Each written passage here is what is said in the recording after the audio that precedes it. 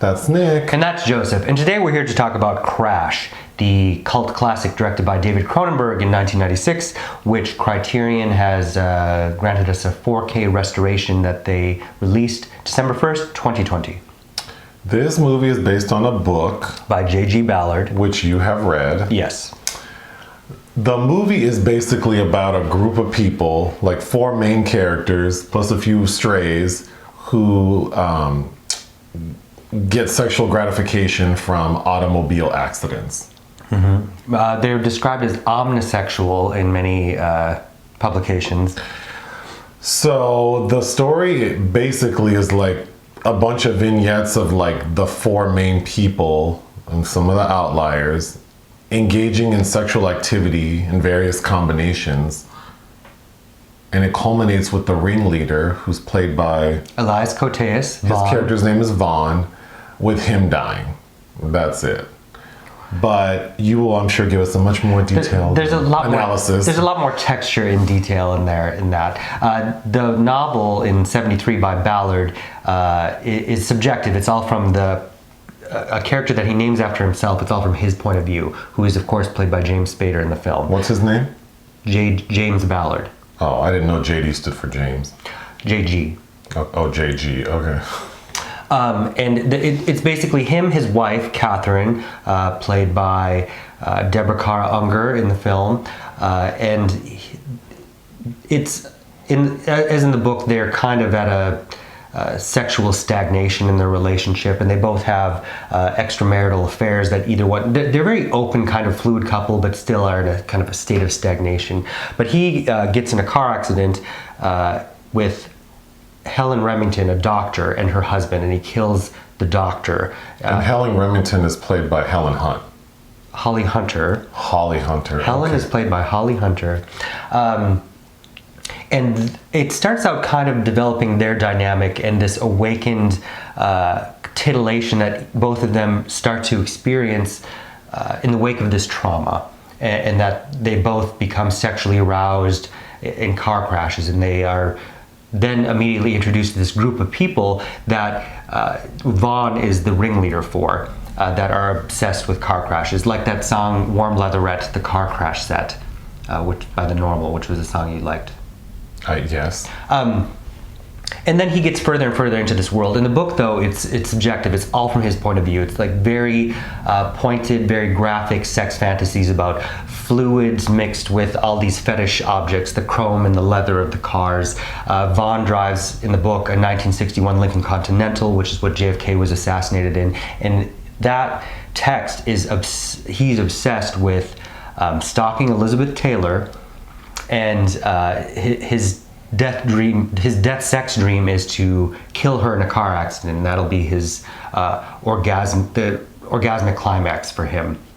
And he has a stunt driver, Seagrave, who dresses in drag and actually tries to initiate the stunt without him and dies, which in the film is transported into, they are characters that are reenacting famous car crash scenes. So we see them doing an illegal reenactment of the James Dean crash, and in the film it's his fantasy of reenacting Jane Mansfield's decapitation. So anyway, there's those characters. There's also a tertiary character, Gabrielle. She's kind of very limited in the novel, but she's played by Rosanna Arquette here, and she walks away with some kind of campy cult sequences that you didn't really care for. But not that I want to talk so much about the novel, but the novel is like, compared to the icy chill factor of the film, is red hot. Like it's a titillating sex fantasy from this one person's point of view. Cronenberg has adapted this and made it his own. Also, the original is set in London, and of course Cronenberg filmed his in Ontario. Ballard's text arrived at the forefront of the women's lib movement, and as Jessica Kiang's insert essay in the Criterion release points out, as that was turning up, Ballard writes this book about this masculine crisis, and not where women are equal or superior, but that a man's sexual fantasy will veer sideways into becoming technologically obsessed. and turned on and eroticized rather than women per se. The novel is also very gay. There's very graphic gay sex. In Cronenberg in 1996, this film premiered at the Cannes Film Festival, and it won a special jury prize, but even the jury president hated this film, Francis Ford Coppola. And the Daily Mirror in the UK went on a widespread campaign to have this film banned from release, and it was only banned in Westminster. And it was released in the US with an NC-17 rating, which is the kiss of death for a film. But still, this film was a cultural landmark. This was part of the zeitgeist. But Cronenberg's film is very chilly. Holly Hunter and James Spader, they are ciphers. And as again, Kiang's excellent insert essay, like there's ciphers that that Cronenberg hangs all these fetishes on, and these people are kind of like robots. I had to write down one of her quotes was, "Whatever species these people belong to, they are the last of their generation." It's about people that are mechanically obsessed with biological compulsions without biological consequences. I just think there's so much going on here, and yes, the narrative is very spare, but it is very moody. It is a film that you love or hate, I feel. And I mean, it was all right. I feel like you're apt to do. You're giving a much more generous sort of analysis, and like the way you're presenting it, I think reads more deep than what I felt it, like the film is. You're also intertwining the book with the film, so it sounds much more rich than it was. Because the story is James gets to a car accident with Helen and her husband. The husband dies. Mm-hmm. There's a scene in the hospital. James goes to get his car from the salvage lot and bumps into Helen, who's walking around in this ugly ass concentrated bob that's clearly a wig and wearing like a white trench coat, looking crazy as hell. She is sort of like trying to flirt with him. They're both very dry, and I understand like all this insert and you talking about robotic, but I felt like it was just, that was some crunchy shit to me, but I don't think it's bad. It definitely represents sort of a cold, sterile... Well, to think that this is arriving towards the end of a new millennium, people have become completely numbed and desensitized to one another. Sure. And it's through this titillation with the near-death experience that they become kind of in livings again. But I was going to say, so James and Helen start on this. They sort of have this dynamic for a bit where they have sex in a car, like in an airport parking lot a few times, when she takes him to an event hosted by Vaughan, mm-hmm. with other people who are into this. And that's when Vaughan gets into like his obsession with James Dean's death in the car crash, and then they recreate it. So he and his driver are in this Porsche and like crash headfirst into another car. They're injured, not dead. And then that sort of begins James' sort of connection to Vaughan. And I know you talked about how in the book, James is kind of obsessed with Vaughan and there's mm-hmm. some homosexual stuff going on. But in the movie, it's not really like that. They just kind of interact. They do have sex. There is a sex scene between them. I mean, okay. they're kissing or whatever. But James' wife, Catherine, starts to sort of understand what's going on, and she's not into the car crash sex scene, but she's kind of just generally like, she's down to clown. She's very sexual, yeah. So she'll take it where she can get it. So now she's kind of fixated on Vaughan. So now it's like Vaughan, Catherine, Helen, James all kind of doing stuff together. Then you throw in Rosanna Arquette in a scene who, I think that character is very campy and laughable. She's walking around with like Forrest Gump legs. There's a scene where she goes to a Mercedes dealership and basically like rips up the car seat getting into it. Which is not as sort of interesting as it sounds. It's more laughable because she's kind of like caressing this car and James is just standing there like an idiot. And then because of her hardware, the hardware on her leg, she rips the seat of this car, the end. Then the next scene is James sort of being sexual with whatever her name was. Rosanna Arquette, Gabrielle. And that's where you get that and you thought it should have gone farther, but he basically is trying to have sex with the scar in her leg. Because you said in the book there's a lot of mention of scar tissue and bodily fluids on tissues, and like people, like a lot of, I don't hate this movie, I just think for what it's about, it doesn't go all the way. I can see why I got an NC-17 rating, because there is sex, but the sex is not graphic per se. We see a vagina like 3 times. Deborah's, yeah. And then we see them like simulating sex, but you just see 2 people kind of on each other. But again, we have to consider 1996 and the how this kind of landed with people, which was very uneasily, and it kind of marked. This is a cult film. It's, you either are kind of part of the cool kids that could embrace what this is trying to do, or not, like completely reject it. And sure. I think that you had commented in our conversation initially after watching this was how it takes the temperature of the culture at the time. Right. I think also David Cronenberg, a straight director making a film with very queer themes, I thought did what he could with it. But the first time I saw this, I didn't actually get to see this until I was in college and rented it. But it came out when I was in 6th grade, and I was very much attuned to Sigourney Weaver and Holly Hunter, who were in a movie together the year before. So I remember reading a lot about this film as a kid. And my expectations were such that I didn't actually even remember the queer scenes that are filmed because they felt so underwhelming. But again, if you take into the context of this filmmaker in this period and these actors, like it really is ahead of its time. And I think that the fluidity of sexuality that this film gets into is still ahead of its time, even though we're talking about from a 25 years removed from the film even now in a digital age.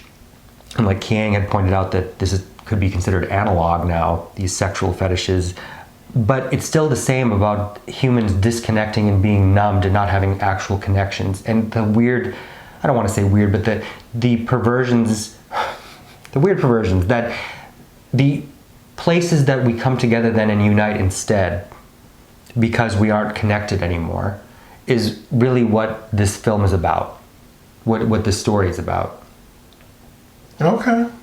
I don't know. So it was filmed by Peter Suschitzky, is the cinematographer that Cronenberg has used a lot.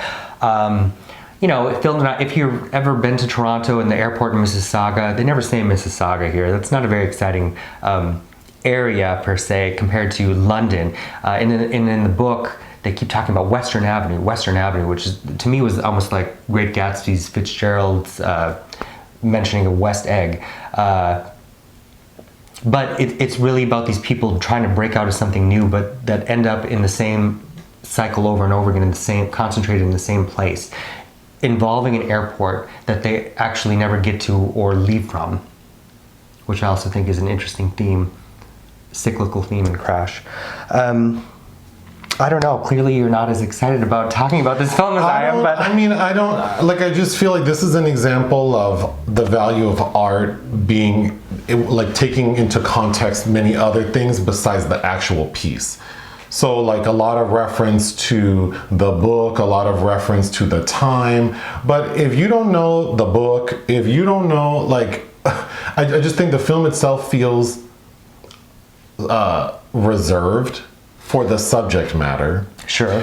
I also think there's a camp component that threw me off. I also feel, like I said, for a movie about people who are fetishizing automobile accidents in a sexual way, it's not gritty enough, it's not bloody enough, it's not wet enough.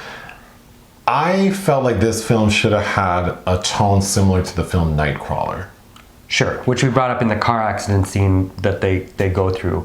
And Deborah... There's only one scene that I thought worked in the sense of, like, the tone I was looking for, which is the scene where James, Catherine, Vaughan are in his drop-top Lincoln driving around when they come upon a car accident, and they are very excited. Mm-hmm. Vaughan wants to take pictures. They're up on the shoulder driving by the accident. They park their car, get out, and, like, take a tour of the accident. doing a photo shoot, looking in the vehicle, seeing people who've been injured.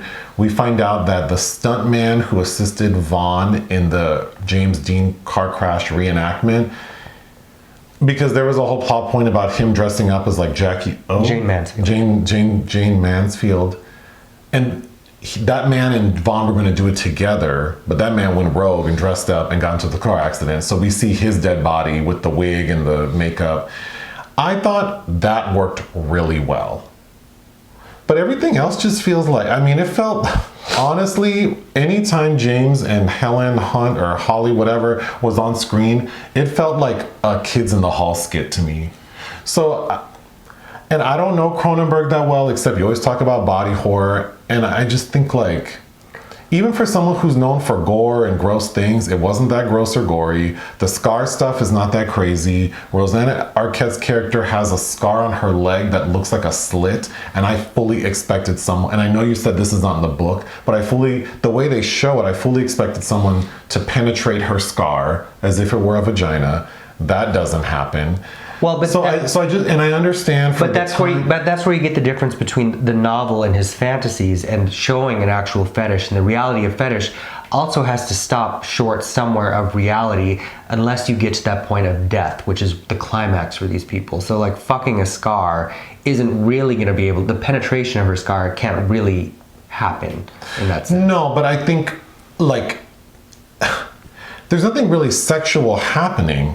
I feel no, I understand that the sex is very sterile, but I think that's the complete point. This was what he intended, was to have this drawn back, cold, clinical portrait of these people. Like even Deborah Unger scene, which is more queer really than the sex scene with Elias Koteas, where she's asking her husband about like all the penises he's touched or whatever. Even her language in that is very clinical, where it's like these people are so divorced from their... Yes, that's a good scene where Catherine is asked, like James is like having sex with Catherine from behind, laying in the bed, and she's asking him about Vaughan and asking about his penis and do you want to touch it and how big do you think it is and how much semen do you think he ejaculates and all these things.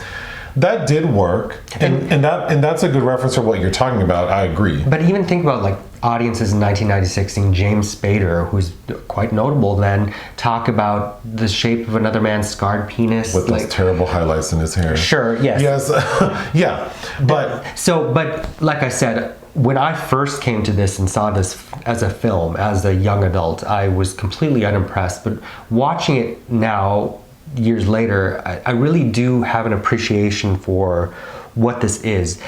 I agree that it's not necessarily the most enjoyable film experience, but it certainly has its excitement. It wasn't miserable. I don't hate it. I did think it was somewhat enjoyable.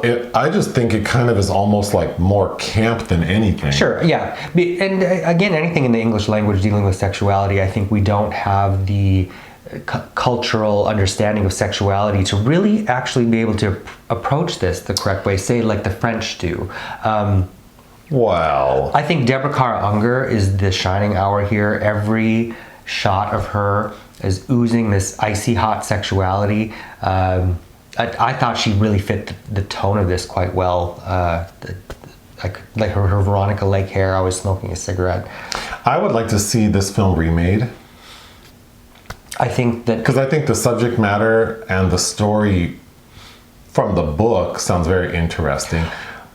I was the way that Cronenberg, the cultural gatekeepers tried to take him down over this film. It reminded me kind of things like Madonna or NWA had to go through in the early 90s to perform, and just the outrage against that. And now there is still outrage against certain things, but there was always a danger of being able to censor someone, which censorship still happens, of course, obviously, but it's in a different... There was a danger of things not being able to be released or performed. Yeah, of course. I think that this film is great for conversation. I even said I think I could see there being like a sex studies course at some community college that spends quite a bit of time on this film, and topics like NWA and what else did you say? Madonna during that era, and how it was received and the restrictions they had. That all of that put together makes this film valuable, and I can appreciate why it has a Criterion release. What would you give it? I would give it 4 out of 5. I would give it 3.5 out of 5. It's okay. I know you didn't love it. 3.5 is a good score. It is a great score, yes. But I would recommend watching it, but it definitely, I think right now reads a little more camp than anything. Sure, but I like... Especially at the end when Vaughan, he crashes his car, because he's chasing, the final scene is Vaughan chasing Catherine. Oh, and the stunt work is quite good in this too. But yeah. Vaughan is chasing Catherine and James is following behind and they're driving erratically on the freeway and Vaughan crashes his car on like, the highway is like on a bridge, so his car falls on top of a bus and is on fire. People are on fire running out of the bus. That shit was funny. Yeah. It was more funny than anything. Sure. I think reading the book, also experiencing Cronenberg's adaptation of the William S. Burroughs novel Naked Lunch, which kind of, you know what, you should see Naked Lunch because I think that would do for you what you would want from Crash in an adaptation of an unfilmable novel, but an incomprehensible novel at that from a queer drug addict. Yeah, that's it. Thank you, bye. Bye.